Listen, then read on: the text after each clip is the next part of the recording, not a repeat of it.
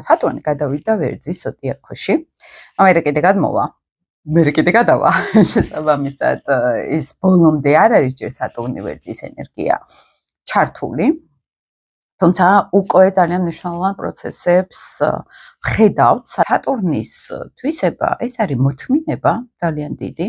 ეს არის შინაგანი თავდაჭერილობა, როდესაც მე დიდხანს ვფიქრობ, ყველაფერი მაგ გათვლილი, მაგალითად რეალობის აღქმის უნარი, ამ რეალობაზე ვარგებ პრაქტიკულ მოქმედებებს. ამ ყველაფერთან არის დაკავშირებული სერიოზული მოთმინებითი და სამყაროს კანონებთან შესაბამისი მოქმედება. სამყაროს კანონები ეს არის რეალობა როგორია, სამყარო როგორია და არა ის როგორც მე წარმომდგენია.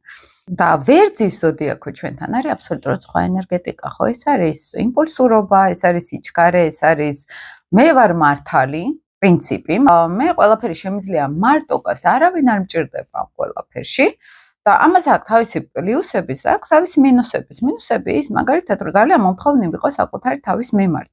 მაგალითად მინუსი შეიძლება იყოს რომ მე ძალიან ბევრი ავიღო ჩემ თავზე. ამ დროს სატურნისთვის არის მთავარი პრინციპი რომ უნდა მოვითმინო, უნდა მოვერგო გარემოს. სატურნი ვერც ეს რაღაც კუთხით უჭირს. განსაკუთრებით ვისაც ყავს სატურნი ვერძის ზოდიაქოში და ეს არის ასაკი დაახლოებით 29-31 წლის შუალედი, ასევე 58-60 წლის შუალედი, ამ პერიოდში გვაქვს ხოლმე სატურნის დაბრუნება.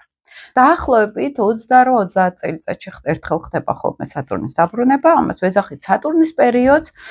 არის ქვეფაზებიც, როდესაც ოპოზიციას გვიკეთებს, მაგალითად 15 წელიწადში ერთხელ, ხო, სატურნი, ხა ვისაც სასწორში ყავს სატურნი, მაგალითად მათ ოპოზიციას გაუკეთებს. ეხლა სატურნი და ძალიან მნიშვნელოვანი არის ამ ფაზების გაცნობიერება, როცა სადესაწის ვამბობ სატურნის პერიოდს უკვე მთვარის მიხედვით, ხო? ის სხვანაირად არის, ძალიან ინდივიდუალური არის, ვის მთვარე რა მდებარეობაში ყავს, იმის მიხედვით ვითვლით ხოლმე. მაგრამ როდესაც ვამბობთ უკვე სატურნზე, როდესაც სატურნთან როგორი კონფიგურაცია არის, რო ტრიალებს, ეს არის უკვე ფაზები გაწერილი, ზუსტად ვიცით, დაახლოებით პლუს მინუს რომელ ასაკში გვხდება ესეთი პერიოდები და ამავე დროს სატურნის გადასვლას ნიშანში აქვს მნიშვნელობა, იმიტომ რომ ზოდიაქოს რო დავაკვირდეთ, მზე, მთავარი ცენტრი, ხო, პლანეტარული ცენტრი, სად ყავს? აი ამ მზიდან რომელ სახლში, ანუ რომელ სექტორში, ანუ რომელ სფეროში გვხვდება ახალი სატურნი, როცა გადადის, ხო?